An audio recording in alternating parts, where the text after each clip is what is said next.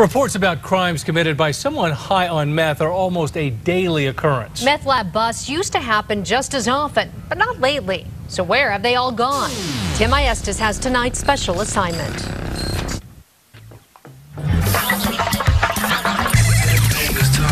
If you've ever seen the Albuquerque-based TV show Breaking Bad, you might think New Mexico is a hotbed for making meth.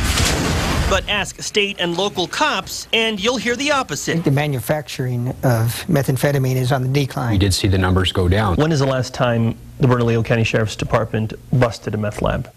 We haven't had a true meth lab in at least about a year, almost a year and a half.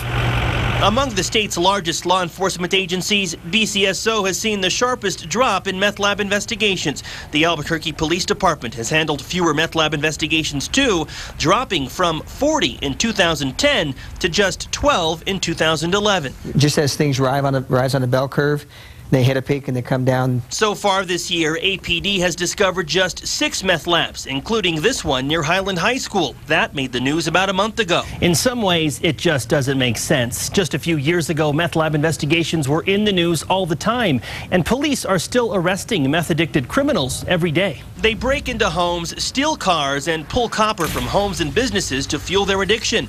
The point is, they're still getting meth from somewhere. So where have all the meth labs gone? According to APD and BCSO, the majority of the drug is now coming up from Mexico. And they say restrictions on the sale of ingredients used to make meth are making more of an impact now, years after those restrictions took effect. But State Police Chief Robert Schilling says there is another factor. Back in March of last year, the Federal Drug Enforcement Agency announced it would no longer reimburse state and local law enforcement agencies for meth lab cleanups because of budget cuts and a decrease of meth labs nationwide. I think that funding issue impacted some proactive initiatives that had been ongoing in the past that were slowed down because of the concern with cleanup.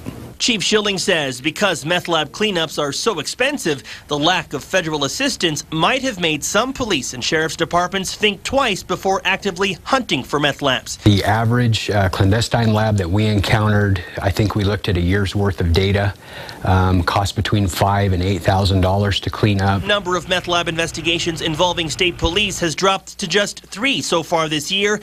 Last year, the number was 12. Chief Schilling says the lack of federal cleanup dollars played a role in that decline. We operate on a checkbook and a checking account just like we do at home with our family finances. While it may have been a factor for state police, though, APD and BCSO say the lack of cleanup funds had nothing to do with the drop in their meth lab investigations. It's not something that we would, that we would actually say, no, we're not going to look for meth labs because, it's costly or time consuming. We had other funding available, we had other resources available, so it didn't adversely affect what we were doing. The DEA confirms the vast majority of meth is in fact coming up from Mexico and Central America.